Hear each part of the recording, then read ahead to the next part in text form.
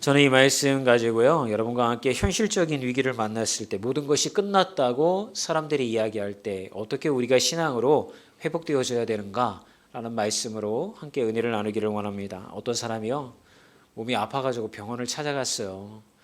그래서 의사 선생님한테 진료를 다 받고 났는데, 진료 카드 마지막에다가 이 의사 선생님이 뭐를 쓰는데 가만히 이렇게 쳐다보니까 소근암 이렇게 쓰는 거예요. 환자가 눈치를 챈 거죠. 내가 암에 걸렸구나. 그래도 선생님한테 이야기를 들어야 되니까, 선생님 제 병명이 뭡니까? 하고 물어봤더니, 아니 별거 없습니다. 집에 가셔서 푹 쉬시고요, 그 다음에 거기서 맛있는 거 많이 드시고 이렇게 하시면 곧 회복되실 겁니다 하고 그런 이야기를 듣습니다. 환자가 그 얘기를 딱 듣고 나서 돌아가면서 속으로 생각하기를, 내가 암에 걸렸는데 의사 선생님이 치료 방법이 없으니까 집에 가서 편안히 쉬고 맛있는 거 많이 먹으라고 그렇게 얘기를 한 거구나. 그러면서 집에 가서 밤잠을 못 이루는 거예요. 내가 차라리 이렇게 암으로 고통스럽게 사느니 일찍 죽는 게 낫지 않을까? 별의별 생각이 다 찾아드는 거예요. 열흘 동안 밤잠을 못 자고 열흘이 지난 후에 의사 선생님을 찾아갑니다. 그리고 선생님한테 묻습니다. 선생님, 소근암에 걸렸다고 생각하는데 소근암에 걸리면 저는 얼마나 살 수 있습니까? 하고 의사 선생님한테 단도직입적으로 탁 묻습니다. 그랬더니 의사 선생님이 환자를 놀란 눈으로 쳐다봅니다. 그리고 잠시 후에 이야기를 합니다. 소근암은 제 이름입니다. 그러니까 진료 카드 끝에다가 자기 이름 선생님이 이렇게 적은 걸 소근암이라고 적었는데, 환자는 암이라는 단어 하나 때문에 이 열흘 동안 지옥을 산 거예요. 여러분, 우리는 이렇게 연약합니다.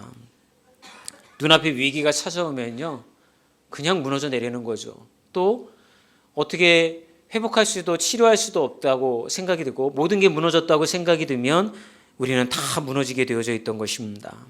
그런데 모든 사람이 그렇지는 않더라고요. 위기가 찾아왔을 때에 그 위기를 축복으로 바꾼 사람들이 있습니다. 저는 여러분들이 여러분의 삶 가운데 무수히 만나게 되는 위기, 특별히 이제 모든 것이 다 끝났어, 소망은 보이지 않아, 어떤 이런 이야기가 나올 수밖에 없는 상황 가운데 있어서도 그 위기를 축복의 삶으로 바꾸는 분들이 되어지기를 주님의 이름으로 축원합니다. 성경에서 위기를 축복으로 바꾼 사람들이 있어요. 그런데 그들에게는 공통점이 있습니다. 어떤 공통점이냐면, 누구나 다 할 거 없이 하나님의 말씀으로 돌아갔다라고 하는 거예요. 여러분, 예수 잘 믿는다고 해도 우리의 삶에 위기가 다가오지 않는 것은 아닙니다. 위기도 다가오고 암도 걸리고 어려움도 겪습니다. 그런데 예수를 온전히 믿었던 사람들은 하나님의 말씀을 붙잡고 하나님의 말씀으로 돌아갔던 사람들입니다. 저는 여러분들이 그 하나님의 말씀으로 돌아가서 하나님의 축복을 누리는 분들이 되셨으면 좋겠습니다.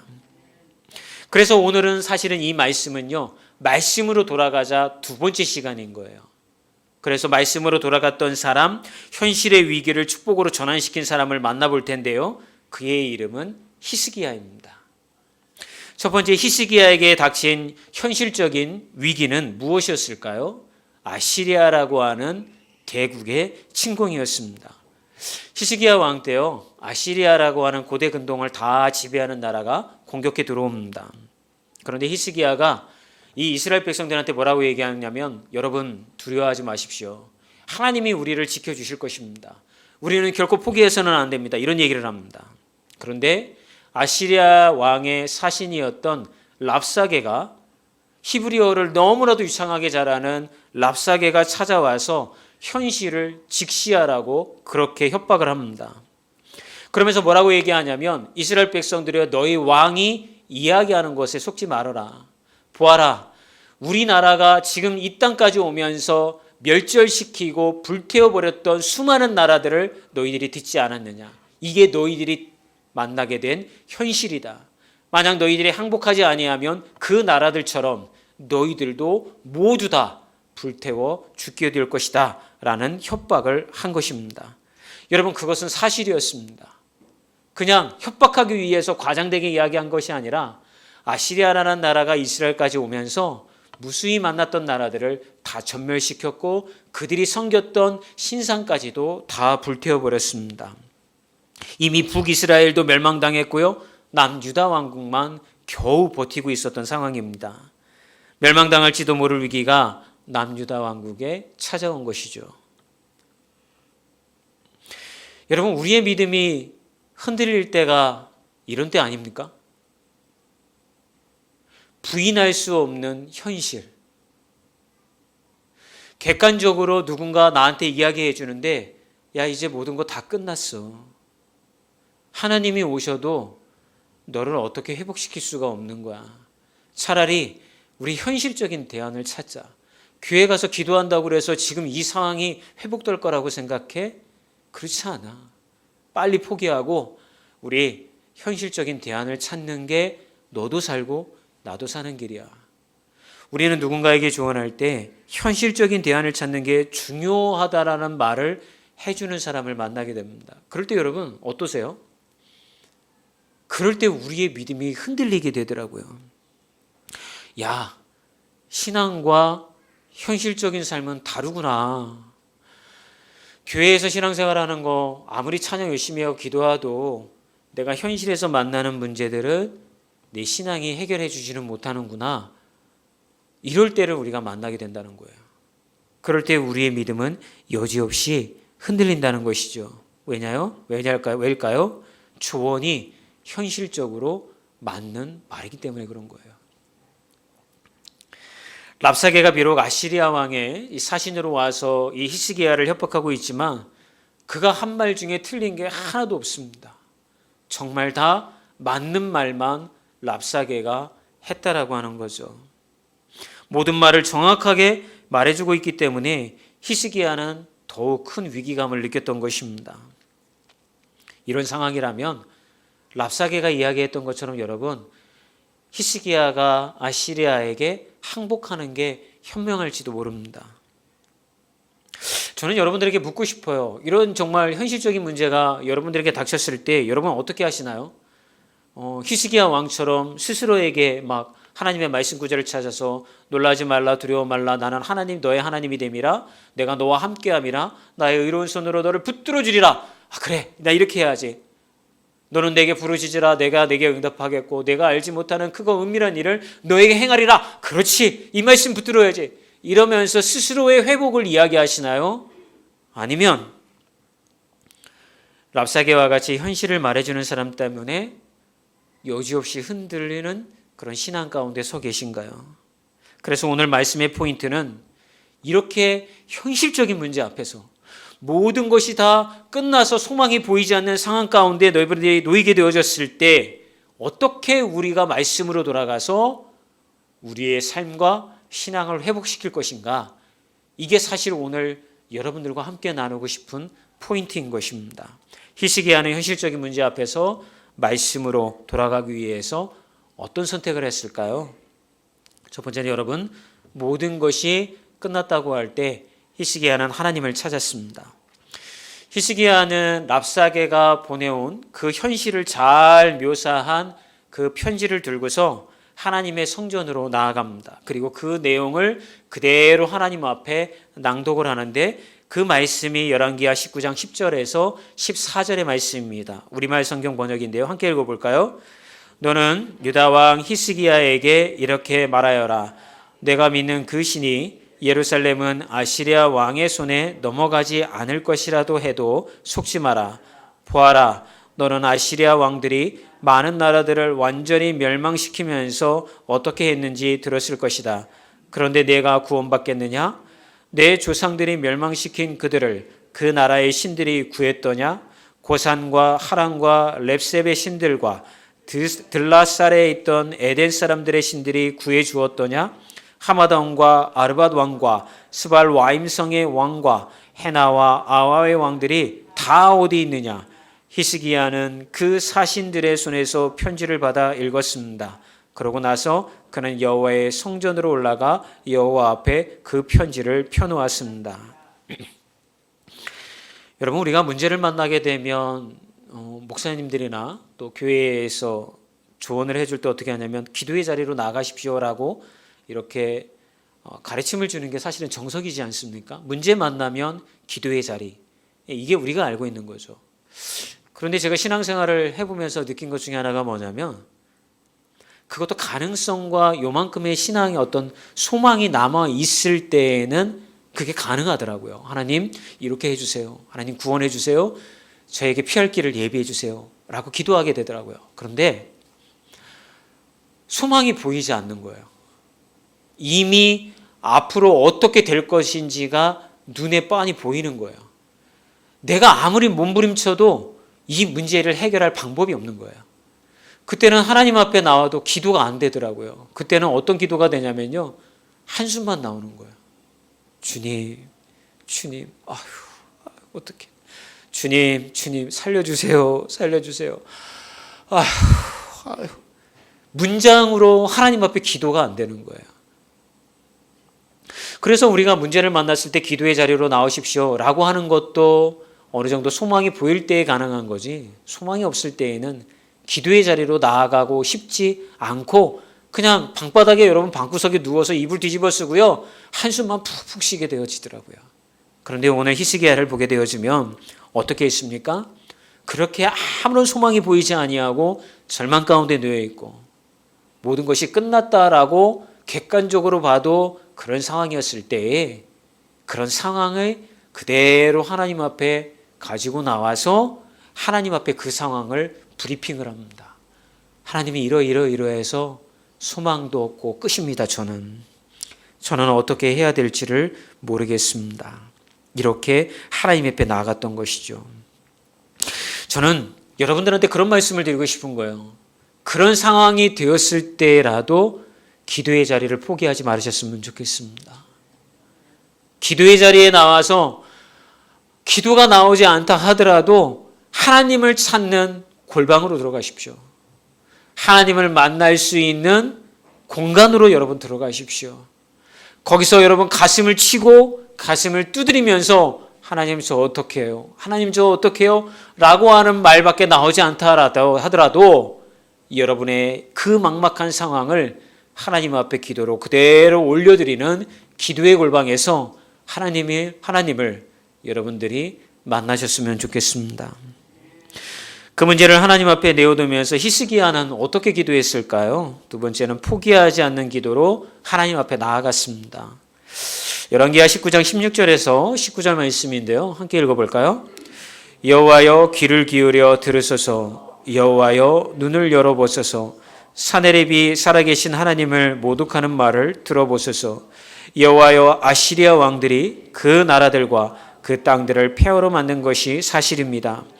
또 그 왕들이 그들의 신들을 불 속에 던져 넣어 멸망시켰습니다. 그들은 신이 아니라 사람 손으로 만든 나무 조각과 돌덩이였기 때문입니다. 그러니 우리 하나님 여호와여, 이제 우리를 그 손에서 구하셔서 주만이 여호와 하나님이심을 세상의 모든 나라들이 알게 해주십시오. 저는 이 말씀을 읽으면서 히스기야를 다르게 평가하게 됐어요. 야, 히스기야는 진짜 제대로 된 신앙이 있었던 사람이군구나. 히스기야는 하나님의 말씀을 붙잡은 사람이었구나.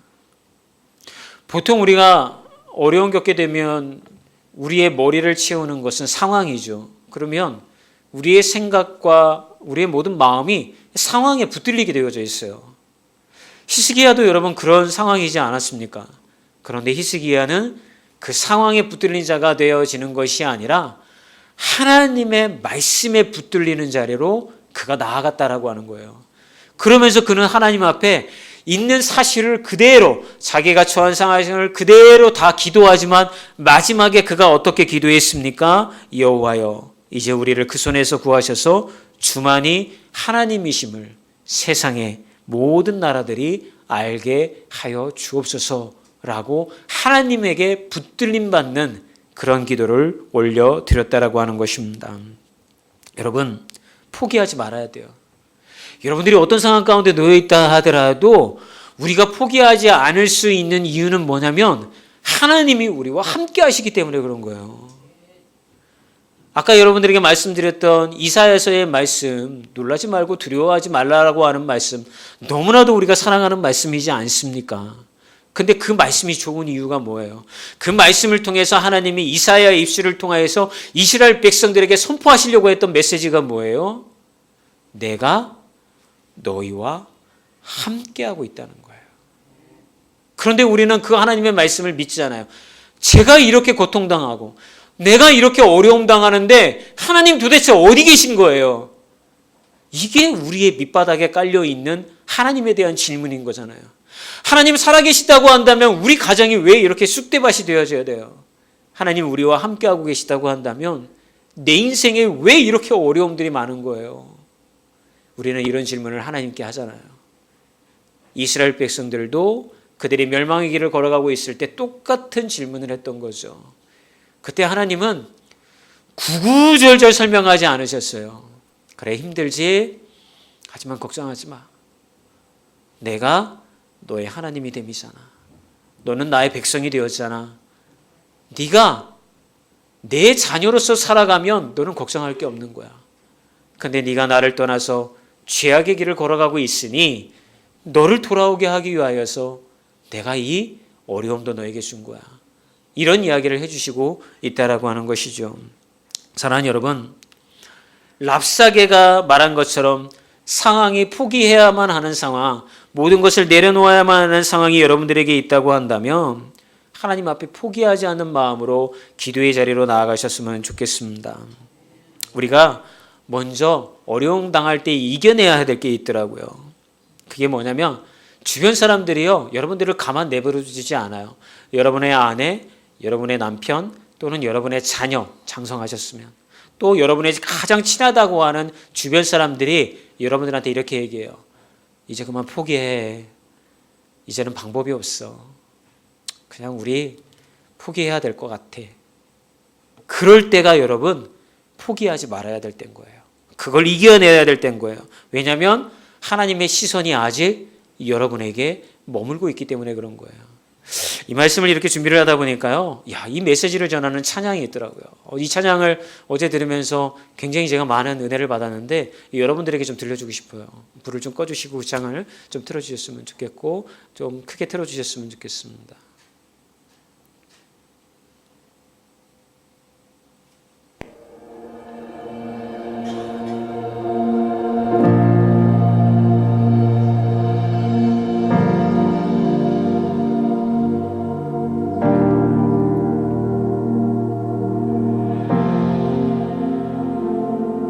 모든 것이 끝났다고 말하는 사람들의 말을 듣지 말아라. 하나님은 아직도 너에게서 시선을 떼지 않았다. 세상에서 답을 찾지 말아라. 사람들을 의지하지 말아라. 너의 모든 문제는 하나님만이 해결할 수가 있다. 기도를 쉬지 마라. 찬양을 멈추지 마라. 하나님이 너를 주목하고 있다. 예배에 집중하라. 말씀을 붙잡아라. 하나님을 만나면 끝난 것이다.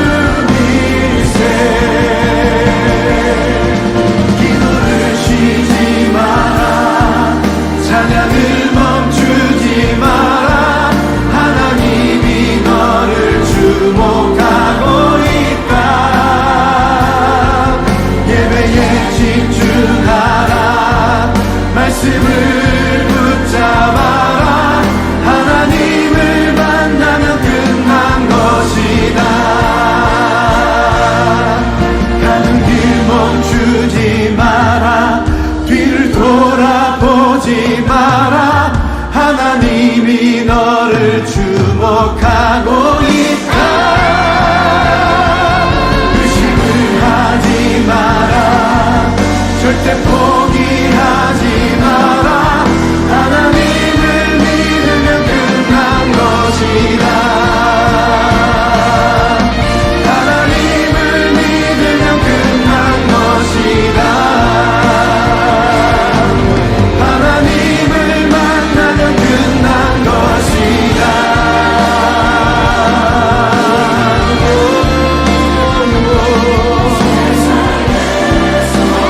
세상의 소망은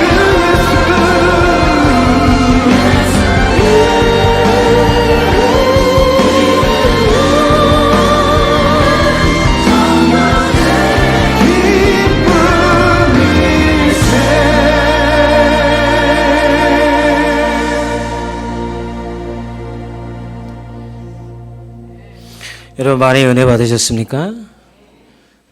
우리가 포기하지 말아야 될 이유를요, 내가 포기하지 말아야지, 나 포기하지 말아야지, 이게 아니에요. 포기하지 말아야 될 이유는 하나님의 시선이 아직 여러분에게 머물고 있기 때문에 그런 거예요. 하나님의 그 눈길이 여러분과 함께하고 있기 때문에 그런 거예요. 하나님이 여전히 여러분들을 주목하고 있기 때문에 우리는 우리 스스로 포기할 수 없는 거예요. 그러면 이렇게 포기하지 않고 기도하였던 히스기야에게 하나님은 어떻게 응답하셨을까요? 세 번째는 히스기야를 위기로부터 구원해 내셨습니다. 열왕기하 19장 35절부터 37절 말씀입니다. 함께 읽어볼까요? 그날 밤에 여호와의 천사가 나가 아시리아 진영에서 아시리아 군사 18만 5천 명을 죽였습니다. 이튿날 아침 일찍 사람들이 일어나 보니 모두 죽은 시체뿐이었습니다. 그러자 아시리아 왕 사네립은 진영을 철수하고 물러갔습니다. 그는 니느웨로 돌아가 거기 머물렀습니다. 그러던 어느 날 사네립이 자기 신 니스록의 신전에서 경배하고 있었는데 그의 아들 아드람멜락과 사레셀이 사네립을 칼로 치고는 아라랏 땅으로 도망갔습니다. 그리고 사네립의 아들 에살 핫돈이 뒤를 이어 왕이 됐습니다. 여러분, 이게 느헤미야가 포기하지 않고 기도의 자리로 나아갔을 때에 하나님이 응답하신 거예요. 이미 예루살렘 성은 18만 5천 명이라고 하는 군사에 의해서 포위되고 있었는데 성경이 뭐라고 말씀하고 있습니까? 하나님의 천사가 그 다음 날 그 모두를 진멸시켰다라고 하는 것입니다. 우리가 세상을 이길 힘이 없어요, 사실은. 어떻게 세상을 이깁니까? 그게 현실인데. 그런데도 불구하고 왜 하나님은 이런 신화와 같은 이야기를 우리한테 자꾸 해주고 있는 걸까요? 없던 이야기를 지어낸 걸까요? 아니에요. 여러분들이 읽으시는 이 역대 열왕기 상하 이 말씀은 이스라엘 남유다 왕국과 북이스라엘의 왕들의 치세 때에 실제 벌어진 사건들을 조선 왕조실록 500년에 기록되어 있는 사건들처럼 기록한 게 이 말씀인 거예요. 그와 같은 일이 일어났다라는 걸 기록했다는 거예요. 여러분의 삶에도 하나님의 기적과 같은 일들이 일어날 수 있어요. 그리고 지금도 우리가 하나님을 떠나지 않고 있기 때문에 하나님의 역사는 삶에서 일어나는 줄 믿습니다. 여러분, 왜 불가능해 보이는 이 일에 굳이 하나님이 개입하셔서 히스기야를 구원하셨을까요? 그가 포기하지 않는 하나님의 시선에 머물고 있음을 하나님이 보셨기 때문에 그런 거예요. 여러분, 하나님은 여러분 포기하지 않으세요. 세상이 아무리 여러분 포기하라고 이야기해도 우리가 포기하지 않을 수 있는 이유는 우리 아버지 되신 하나님이 우리를 포기하지 않으셨기 때문에 그런 거예요. 이게 우리가 돌아가야 할 말씀인 거예요. 말씀 마치기를 원합니다.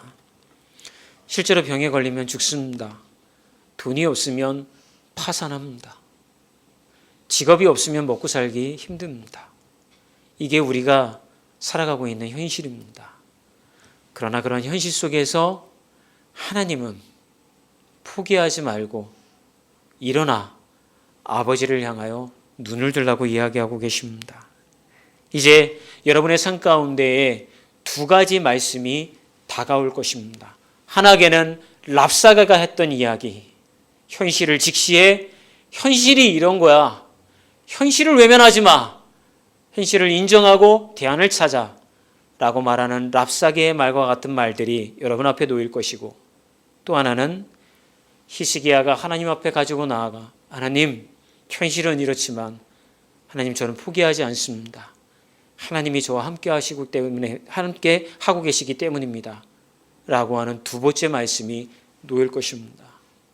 이제 선택하십시오. 어떤 말씀으로 여러분들은 살아가시겠습니까?